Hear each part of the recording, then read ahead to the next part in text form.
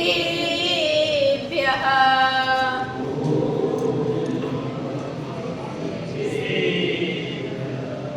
कर्माष्टकविनिर्मुक्तं मोक्षलक्ष्मीनिकेतनं सम्यक्त्वादि गुणोपेतं सिद्धचक्रं नमाम्यहं, सिद्धचक्रं नमाम्यहं।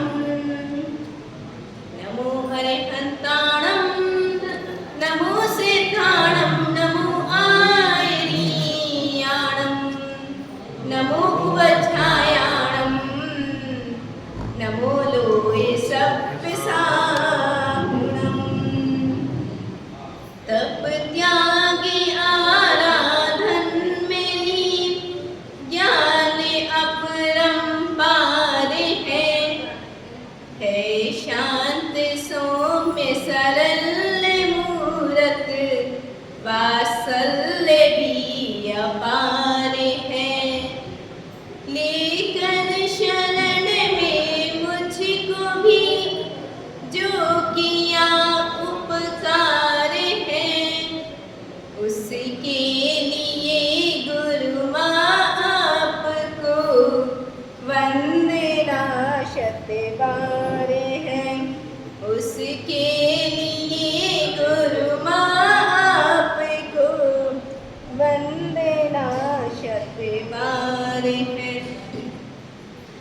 जय बोलिए अनंतानंत सिद्ध परमेष्टि भगवान की जय। जय बोलिए 1008 श्री आदिनाथ भगवान की जय। जय बोलिए 1008 श्री चिंतामणि पार्श्वनाथ भगवान की जय। जय बोलिए गणाचार्य भगवान 108 श्री विराट सागर जी महामुनिराज की जय। बोलिए परम पूज्य चरण श्रोमणि आचार्य भगवान 108 श्री विशुद्ध सागर जी महामुनिराज की जय। बोलिए परम पूज्य गुरुदेव मुनि श्री 105 सागर जी महामुनिराज की जय।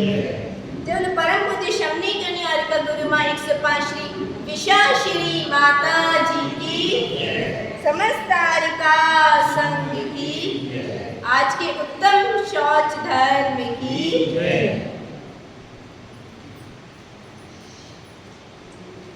सिद्धो वर्ण समामना है।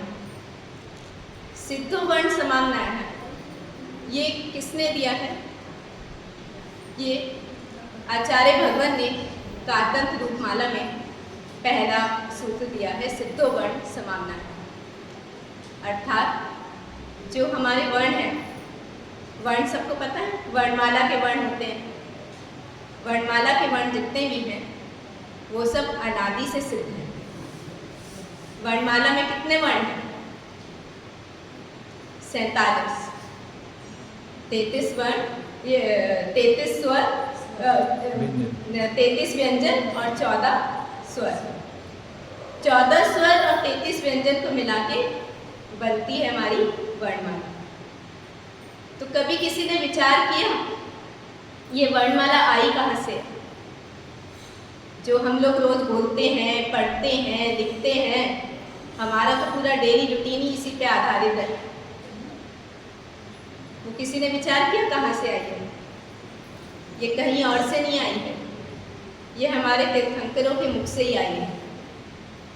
वो अपने बोलते हैं ना, तीर्थंकर की ध्वनि गुणधर ने सुनी, अंग रचे चुनि ज्ञान में। उनके केवल ज्ञान में, उनको जब केवल ज्ञान हुआ, उनकी दिव्य ध्वनि खिली, तो उसमें ये सारी की सारी वर्ण जो हैं उनके केवल ज्ञान में खिले। और जितनी भी भाषाएं हैं, जितनी भी लघु भाषाएं हैं, वो सब इन्हीं वर्णों को लेके परिवर्तित हुई। भगवान के केवल ज्ञान का एक अतिशय होता है। अगर आप लोग भक्तामृत स्तोत्र पढ़ते होंगे, भक्तामृत स्तोत्र में दिव्य ध्वनि का अतिशय आता है अष्टप्रातिहार्य। तो उसमें क्या है? तो दिव्य ध्वनि जो भगवान की खिड़ती है, वो खिड़ती है अर्धमागधी भाषा में। अर्धमागधी भाषा में जो उनकी दिव्य ध्वनि खिड़ती है, परंतु वो परिवर्तित जो होती है देवों के द्वारा, वो 18 महाभाषा और 700 लघु भाषाओं में परिवर्तित की जाती है। तो जितनी भी हम भाषाएं पढ़ते हैं, चाहे वो इंग्लिश हो, चाइनीस हो, फ्रेंच हो, कोई भी हो, सब इसी से ही कन्वर्ट होती है। तो इतनी हमारे ऊपर उपकार है किसका? जिनेन भगवान का।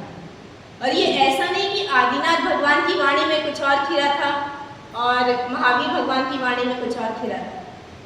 जो हमारे 7 तत्व हैं, 9 पदार्थ हैं, 6 द्रव्य हैं, ये सब अनादि से हैं। और सारे ही तीर्थंकरों की वाणी में, सारे ही भगवान की वाणी में अनादिकाल से ये ही खिले हैं और ये ही खिलेंगे, क्योंकि ये अनादि अनंत है। तो ये वाणी हमें वहाँ से प्राप्त हुई है। हम इसको बड़े सस्ते में ले लेते हैं ना कि चलो कुछ भी बोल दिया, किसी को कुछ भी बोल दिया, परंतु हमें ध्यान रखना चाहिए कि हमारा हर शब्द, हर वाक्य जिनवाणी है, वो कहीं और से नहीं आई है, ऐसे ही किसी ऐरे गहरे के मुख से नहीं खिरी है, जिनेन भगवान के, तीर्थंकर भगवान के मुख से खिरी है। हमें वाणी बोलते हुए, भाषा बोलते हुए बहुत ध्यान रखना चाहिए इन चीज़ों का कि हमारा प्रत्येक शब्द जिनवाणी है। हमारे द्वारा उस जिनवाणी का अपमान किसी भी तरह नहीं होना चाहिए। बोल देते हैं ना गुस्सा में, किसी को गधा बोल दिया, किसी को पागल बोल दिया, किसी को कुछ भी, मतलब आप लोग जानती हैं क्या क्या शब्द होते होंगे। हम लोग की डिक्शनरी में तो ये शब्द नहीं है। अब जो हम लोग तो प्रयास करते हैं कि हित मित प्रिय वचन ही बोले जाएं, पर जो भी है, ये जितने भी शब्द हैं अगर हमारे मुख से निकल रहे हैं तो ये समझिए कि हमारे द्वारा उस जिनवाणी का अपमान हो रहा है, उस जिनवाणी का दुरुपयोग हो रहा है जो हमें तीर्थंकर भगवान से मिली है। अभी हम किसके शासन में रह रहे हैं? किसके शासन में है? हम जिसके वंशज, जिसकी संतान है, होकर एक उन्हें सब प्रणाम करें, वही भजन है ना उनका। तो महावीर भगवान के शासन में हम रह रहे हैं, सही बात है। तो कोई बता सकता है महावीर भगवान का शासन या किसी भी तीर्थंकर का शासन कब प्रारंभ होता है? अगर आप स्वाध्याय करते होंगे तो शायद इन चीज़ों का पता होगा। उनसे उनकी वाणी खुलती है, जब उनकी वाणी थी, भगवान के जन्म होने से, भगवान के गर्भ में आने से, तीर्थंकर के जन्म होने से, तीर्थंकर के दीक्षा लेने तक मात्र से भी, यहाँ तक कि तीर्थंकर को केवल ज्ञान होने से भी उनका शासन प्रारंभ नहीं होता है। भगवान महावीर को केवल ज्ञान हुआ था, उसके कितने दिन बाद वाणी खिली? 66 दिन बाद।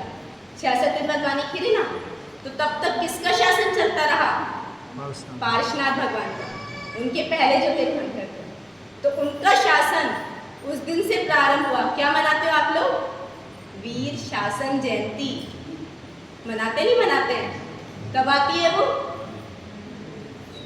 आषाढ़ के महीना में, जब चातुर्मास प्रारंभ होता है उससे पहले आषाढ़ शुक्ल त्रयोदशियाँ वीर शासन जयंती होती है।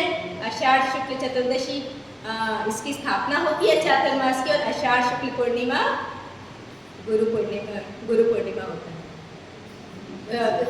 उल्टा बोल दिया, ये गुरु पूर्णिमा के बाद वीर शासन जयंती आती है, क्योंकि गुरु पूर्णिमा के दिन तो भगवान महावीर, गौतम गंधर्व को भगवान महावीर की गुरु की प्राप्ति हुई, उन्हें गुरु की प्राप्ति हुई और इन्हें योग्य शिष्य की प्राप्ति हुई। उसके बाद में एकम को वीर शासन जयंती यानी कि भगवान महावीर का शासन प्रारंभ होता है। तो उनकी वाणी में ये सब वर्ण खिले हैं जिससे सभी वाक्य बनाए जाते हैं। जितने भी हमारे आचार्यों ने ग्रंथ लिखे हैं, इसका क्या अर्थ है? तीर्थंकर की ध्वनि गंधर्व ने सुनी, अंग रचे चुनि ज्ञान में। मतलब कि तीर्थंकर भगवान की ध्वनि थी जो झेली किसने? अगर गंधर्व नहीं होते तो शायद ये वाणी नहीं खिलती। क्यों सब लोग तरसते रहे? देव लोग आ गए, मनुष्य लोग आ गए, तिर्यंश लोग आ गए, पर भगवान महावीर की वाणी खिलने को तैयार ही नहीं है। क्यों? क्योंकि योग्य शिष्य समोशरण में नहीं था। और योग्य शिष्य कौन थे? कौन होते हैं? गंधर्व।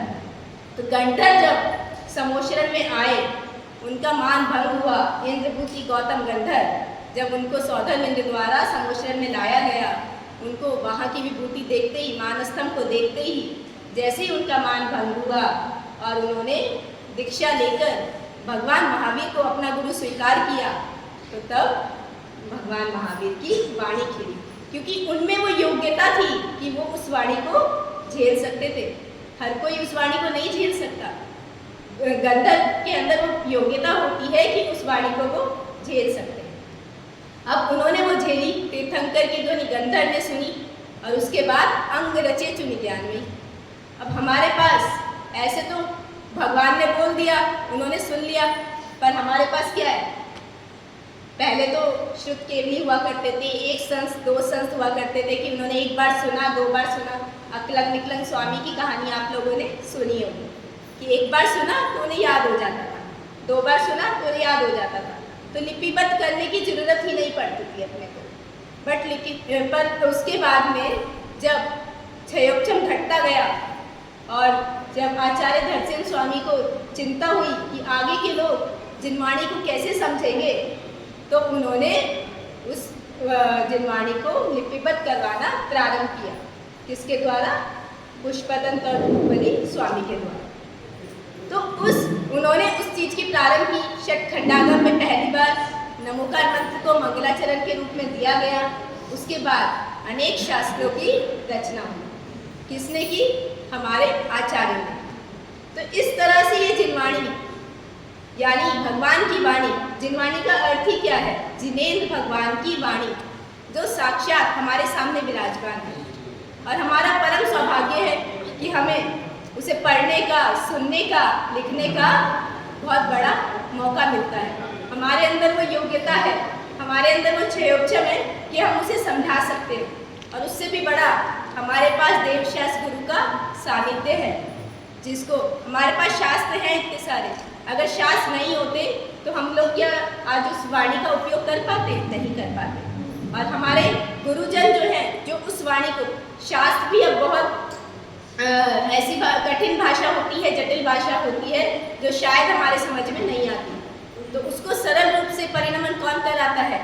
हमारे गुरुदेव, हमारे गुरुजन। तो हमारा परम सौभाग्य है कि हमारे सामने ऐसे देवशास्त्र गुरु हैं जो हमारे को उस वाणी का लाभ दे रहे हैं।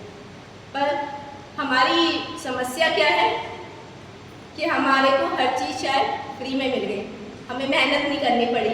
हमें पता ही नहीं कि हमारी जिनवाणियों की होली जली है, तब जाके कुछ अंश मात्र जिनवाणी हमारे पास में है। 6-6 महीने शास्त्रों की होली जलाई गई है, उसके बाद जो बचा है उसका वो कुछ अंश है। फिर भी हम उसकी विनय करने को तैयार नहीं हैं। अपने मुख से कुछ भी शब्द निकाल देते हैं, कुछ भी बोल देते हैं, किसी को भी बोल देते हैं। जानते हैं अपने पास जो ये वर्गणाएं होती हैं, वचन की वर्गणाएं, ये भी सीमित होती हैं, हर एक की आयु के हिसाब से होती है। तो अगर हमने उन वचन वर्गणाओं को उल्टा सीधा बोलने में उसको समाप्त कर दिया, तो हमारे को अंत समय में मूक होकर जाना पड़ेगा। मूक होकर समझते हैं? एक होता है मौन होकर। मौन होकर कौन जाते हैं? हमारे परमेश जी, जो समाधि मरण से अपने में लीन होके मन वचन काया की गुप्ति को धारण करके और कायस्थल में लीन होके जो समाधि करते हैं, वो होते हैं अपने परमेश जी। पर मूक कौन होते हैं? जो लोग कोमा में चले जाते हैं, जो लोग जिन्हें अंतिम समय में जो पढ़ना चाहते हैं, कुछ सुनना चाहते हैं, पर उन्हें निमित्त प्राप्त नहीं होते, उनकी इंद्रियां काम नहीं करती हैं। उसमें जो कुछ लोग होते हैं ना कि कोमा में पड़े हैं, ऐसी बीमारी हो गई, वो बोलना चाह रहे हैं, छटपटा रहे हैं, उनकी कोई बात सुन ले, उनकी कोई बात समझ ले, पर लेकिन कोई कोशिश भी करे तो नहीं समझ पाता वो क्या बोले। आंखों से आंसू बह रहे हैं। पूरा टाइम तो हम लोगों ने ऐसे खराब कर दिया।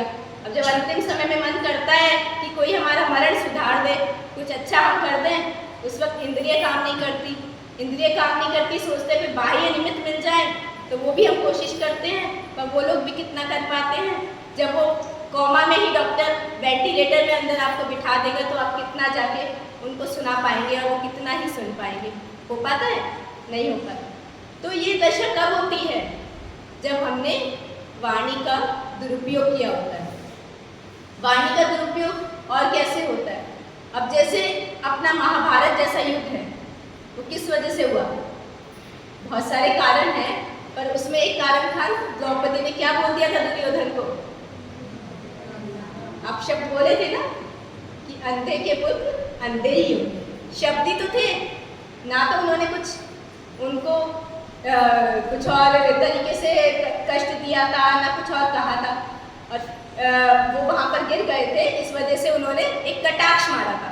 हम बोलते हैं ना, हमने तो मजाक कर दिया था, हमने तो हंसी हंसी में बोल दिया था। और वो हंसी हंसी, वो मजाक क्या ले आया? महाभारत का युद्ध लाके उसने खड़ा कर दिया, जिसमें कितने जीवों की मृत्यु हुई, कितने निर्दोष प्राणी मारे गए, और सबको पता ही है कि उसका। तो इस तरह हम अपनी वाणी का सदुपयोग कैसे कर सकते हैं? हम अपनी वाणी का सदुपयोग करें, हम कोशिश करें कि हमें जहाँ बोलने की जरूरत नहीं है वहाँ एकदम शांत रहें। बहुत सारी जगह होती है खाली सुनने से भी काम चल जाता है, जरूरी थोड़ी कि आपको बोलना ही है, हर चीज़ में अपनी राय देनी है। वो बोला जाता है ना कि अपने इंडिया में, हिंदुस्तान में ज्ञानचंद और रायचंद बहुत मिलते हैं। ज्ञानचंद समझते हैं कि भाई जहाँ भी खड़े हैं, जहाँ भी बैठे हैं, चाहे 2 जन हो चाहे 1 जन हो, अपना ज्ञान का प्रदर्शन उन्हें करना ही करना है, चाहे उसे सामने वाला लेना चाहे चाहे नहीं लेना चाहे। ठीक है, तो वो ज्ञानचंद होते हैं, जिन्हें फिर ऐसे लोगों को जब कोई ज़्यादा सुनने को तैयार नहीं होता है, आपका ज्ञान है बहुत अच्छी बात है, बट लेकिन उसे वहीं उपयोग कीजिए जहाँ पे उसकी उपयोगिता है, जहाँ पे उसको ज़रूरत है। हर जगह अपने ज्ञान को बांटने की जरूरत नहीं होती। बहुत सारी जगह आपकी चर्या भी काम कर देती है। हमारे मुनिराज सामायिक में बैठे, सबसे ज़्यादा प्रभावित हमारे मुनिराजों की चर्या कौन सी होती है? सामायिक चर्या होती है, नहीं होती है? सामायिक मुद्रा में जब वो बैठे होते हैं, हाथ पे हाथ रख के बैठ के, तब आपको लगता है उन्हें देख के कि शायद जिनलिंग का दर्शन हो गया आज? लगता है, नहीं लगता है? बाकी तो है ही, जो भी है, आहारचर्या है, प्रवचन है, सब कुछ है, बट जब वो सामायिक में बैठते हैं तो आपको ऐसा लगता है कि सारी चीज़ें दुनिया में संभव है, बस शायद ये मुद्रा दुनिया में कहीं और संभव नहीं है, क्योंकि ये जिनलिंग है, जिन मुद्रा है, अरिहंत भगवान की मुद्रा है जो इन्होंने धारण की है। और इनके अंदर कितनी विशुद्धि होगी तो इन्होंने इन परिणामों को धारण किया है।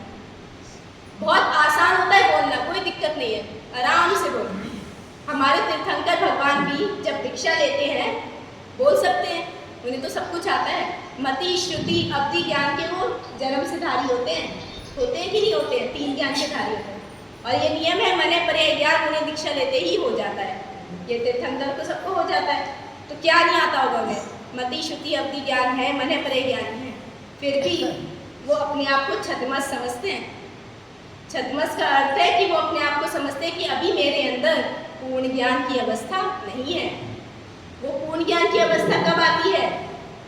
जब वो केवल ज्ञान को प्राप्त करते हैं, अर्थात 13वें गुण स्थान में जो सहयोग केवली गुण स्थान है, वहाँ पर पहुँच के जब 4 घातीय कर्म को नाश करते हैं, तब उन्हें केवल ज्ञान की प्राप्ति होती है।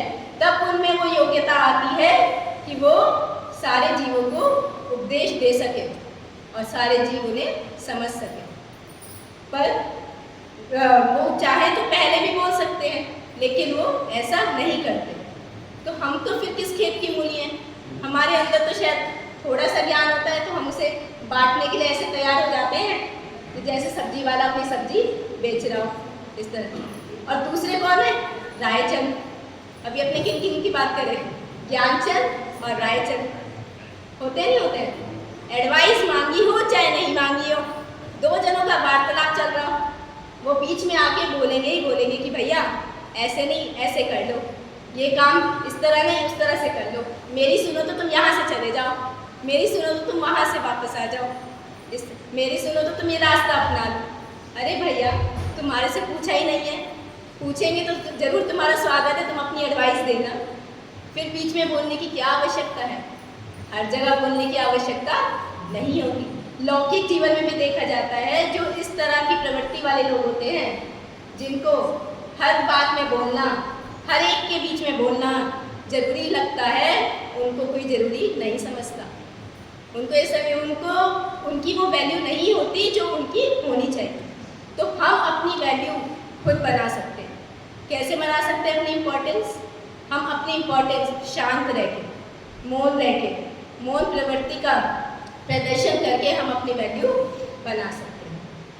अगर हम मौन रहेंगे, हमारे शास्त्रों में आया है कुछ ऐसे स्थान हैं जहाँ पर तो आपको मौन रहना ही रहना चाहिए। पता है आपको कौन कौन से स्थान है? कौन कौन से कार्य करते हुए आपको मौन का धारण अवश्य करना चाहिए? कोई बता सकता है? कोई एक बता दीजिए। भोजन करते समय। भोजन करते हैं, हाँ। और अपने यहाँ सबसे ज़्यादा बातें कब होती हैं? लंच और डिनर पे। ब्रेकफास्ट में तो किसी के पास टाइम ही नहीं है, लंच पे या डिनर पे। तो अपने को हम समझना चाहिए हम भोजन कर रहे हैं। अभी अपने क्या समझे कि जो ये वाणियाँ हैं ये वो जिनवाणी है, जिन्हें भगवान की वाणी है। हर शब्द, हर वाक्य जो मेरे मुंह से निकल रहा है वो जिनवाणी है। तो हम भोजन कर रहे हैं, मुंह में ग्लास है और इधर बोले जा रहे हैं, तो जिनवाणी का अपमान हो रहा है कि विनय हो रही है? अपमान हो रहा है ना, अपमान हो रहा है, खूब अपमान हो रहा है। तो हम थोड़ा सा प्रयास करें, शांति से भोजन कर लीजिए। 10 मिनट, 15 मिनट, 20 मिनट लगेगा भोजन करने में, उतने में मौन धारण कर लीजिए। उसके बाद जो बोलना है बोल लीजिए। परंतु नहीं, उतना सब्र है ही का। भोजन में जरा सा नमक क्या कम हुआ, बोलना तो दूर, चिल्लाना चालू हो जाता है। सामने एक दो बर्तन तो वो भी पटक दो शायद कि भाई क्या बोला गया था बनाने के लिए, क्या बना है। इतनी तो क्षमता हम लोग धारण कर ही सकते हैं। भोजन वो जैसा खाओ अन्न वैसा होए मन। अभी दीदी ने एक कहानी सुनाई थी कल कि अगर भोजन, उस बच्चे को वो माता दूध पिला रही थी और उन सास बहू में लड़ाई हो रही थी, तो वो भोजन विष बन गया, विष। तो जब उस बच्चे के लिए वो भोजन विष बन सकता है, नवजात शिशु के लिए, तो हमारे लिए क्यों वो जहर का काम नहीं करेगा भोजन? आप किसी दिन करके देखिए, नमोकार मंत्र पढ़ के 9 बार नमोकार मंत्र करके बैठिए, शांति से भोजन कीजिए। ये सोचिए जो हमारी थाली में वही हम लेंगे। कुछ आवश्यक चीज़ें आपको हैं, चलो आपको नमक खाना ही है तो आप पहले से बोल के रख दीजिए कि हाँ भाई मेरी थाली में नमक दे दीजिएगा, मुझे ऐसा पानी दे दीजिएगा, मुझे ये फल दे दीजिएगा। उसके बाद जो थाली में आ गया हम नहीं बोलेंगे, कुछ जैसा है वैसा ग्रहण करेंगे। उसके बाद फिर देखिए भोजन का आनंद, तब आप उस भोजन का रस ले पाएंगे। और जब उस भोजन का रस लेंगे तो वो फिर आपको फलदायी होगा। वो भोजन आपके लिए अमृत का काम करेगा। वो भोजन आपके लिए पूरे दिन की शक्ति प्रदान करेगा और वो भोजन आपकी मानसिकता को स्वच्छ रखेगा। तो पहला स्थान कौन सा हुआ? भोजन करते वक्त। भोजन करते वक्त, और अगर आपको लगे कि हमें भोजन करते वक्त कुछ जरूरी आवश्यकता ऐसी चीज पड़ गई है कि हमें बोलना ही है, तो एक बार कुल्ला कर लीजिए कि कम से कम मेरे द्वारा वर्णों का असम्मान ना हो, जिनवाणी की अभिनय ना हो। मुंह जो अपना जूठा है उसे साफ कर लीजिए, उसके बाद बोल के फिर चुप हो जाइए। दूसरा स्थान कौन सा है? स्नान करते हुए। स्नान करते हुए हम लोग को कभी नहीं बोलना चाहिए। स्नान करते हुए आप जो है अपने अंदर, कुछ लोग का होता है ना कि बोल बोल के पाशना स्तोत्र, महाविलाष्टक स्तोत्र, बहुत अभिनय का काम होता है।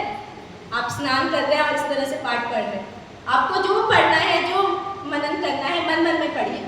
बहुत सारे पाठ होते हैं, लोग अपने स्नान करते हुए, दैनिक कार्य करते हुए, तो मन मन में कर लीजिए, पर मुंह से नहीं बोलिए, क्योंकि वो सब हमारी शुचि की क्रियाएं हैं।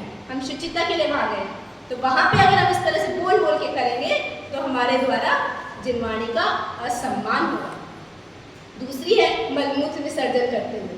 जब स्नान करते हुए नहीं बोल सकते तो मलमूत्र विसर्जन तो बिल्कुल भी नहीं बोलना। पर कुछ लोगों को तो उतना 5 मिनट के लिए भी, 10 मिनट के लिए भी चैन नहीं होता है। इनफैक्ट अगर फ़ोन आपकी पॉकेट में है, फ़ोन बज जाए तो इतनी देर का सब्र नहीं है कि हम उसको कॉल बैक कर लें या फिर उससे बाद में बात कर लें, तभी उसको रिस्पॉन्स किया जाता है। तो क्या बहुत गलत वर्गणाएँ अपने अंदर जाती हैं। जिनवाणी का तो जो असम्मान हो रहा है वो हो ही रहा है, साथ में हमारी शारीरिक शक्ति पे भी बहुत फर्क पड़ता है इस चीज़ का। बहुत सारे रोग हमारे अंदर घर कर जाते हैं अगर हम इस तरह से बोलते हैं। तो कौन कौन सी हो गई?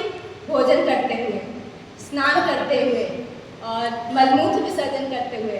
फिर है पूजन करते हुए। वो तो बहुत मुश्किल है, मतलब पूजन करते हुए बोलने का मतलब है भगवान की स्तुति पाठ से नहीं, वो तो आप पढ़ेंगे ही।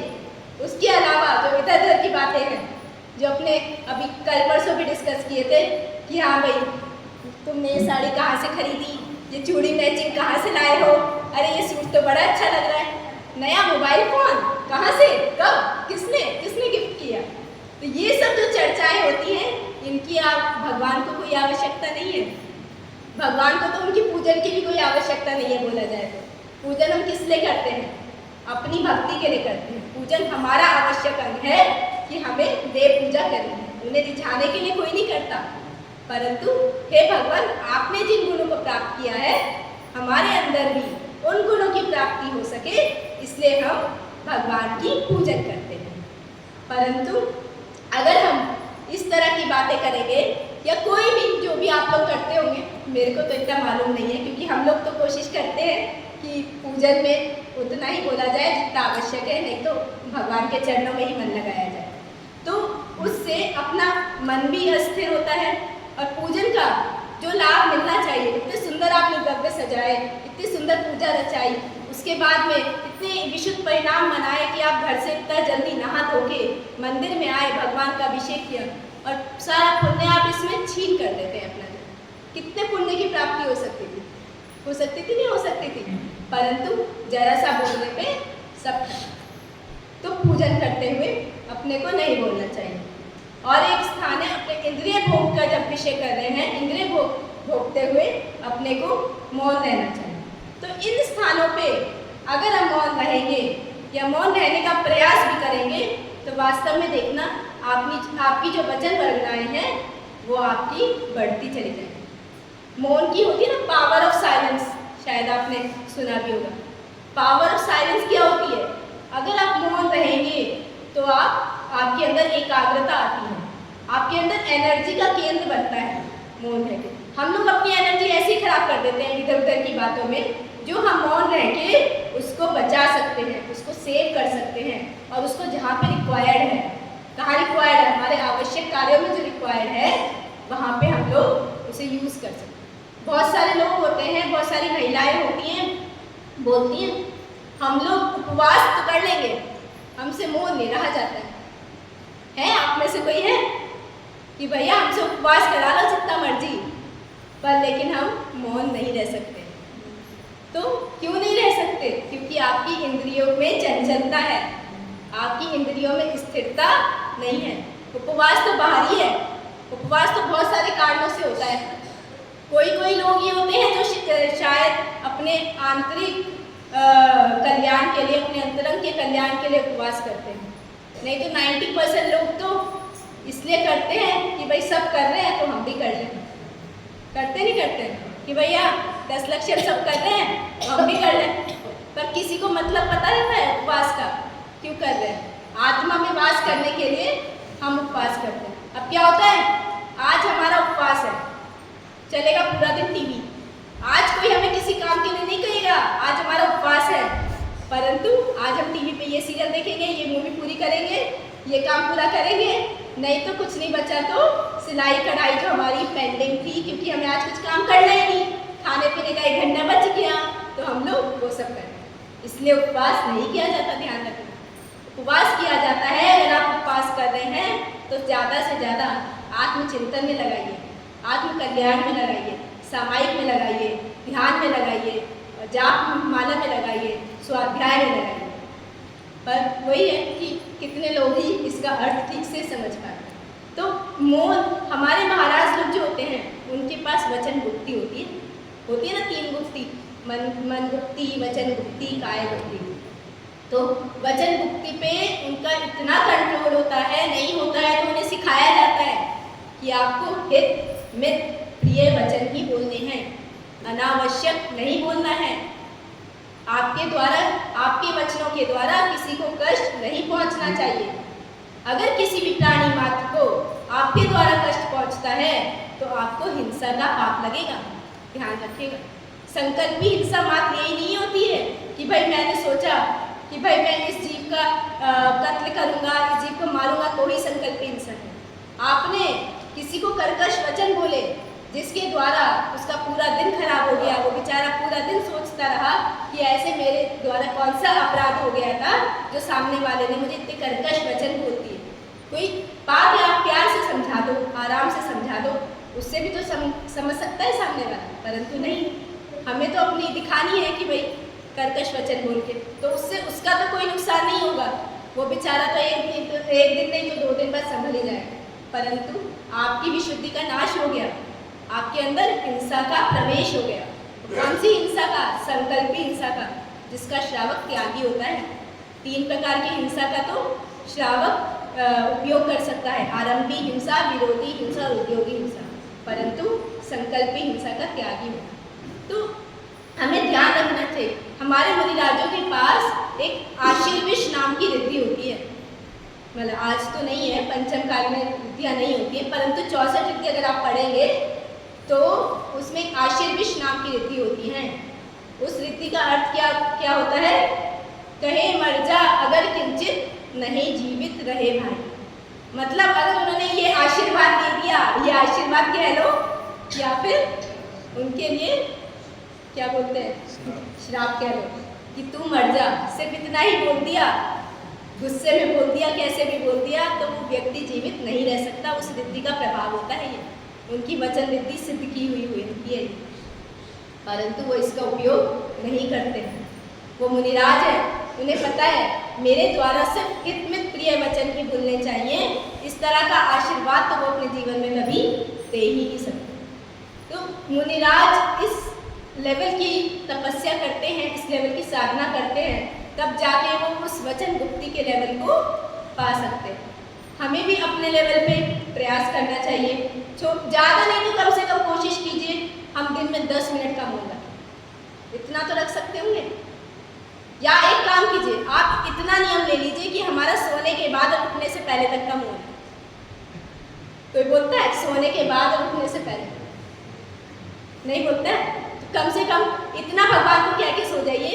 आपने सब कोई का रहता है आदत में कि 9 बार नमोकार मंत्र पढ़ के सोते हैं, परिग्रह का त्याग करके सोते हैं, और भी रात्रि भोजन का त्याग, जो भी है त्याग करके सोया जाता है। करते नहीं करते? करते हैं ना कि भाई अगर कुछ ये घट जाए या फिर मेरा मरण हो जाए तो मैं व्रत संयम के साथ दूसरी गति में जाऊँ। तो इस तरह से सिर्फ इतना ले लीजिए कि भगवान जब तक मैं नहीं उठता, मान लो आपको लघु शंकर के लिए कि भाई ये 1 नंबर आदि के लिए भी जाना पड़े, तब तक का नियम ले लीजिए कि मैं बस अगर तब उठ के नहीं बैठता हूँ तो मेरा मौन।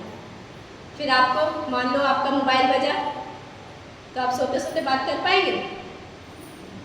होता है ना, मोबाइल में कुछ भी चल रहा है, फिर उसकी भी समझ में नहीं आ रही और अपनी भी उसको समझ में नहीं आ रही है, तो ये सब भी जिनवाणी का दुरुपयोग हो रहा है, वाणी का दुरुपयोग हो रहा है। इतना भी नियम का आप पालन कर लेंगे तो कुछ नियम तो, कुछ संस्कार तो अपने अंदर पड़ेंगे।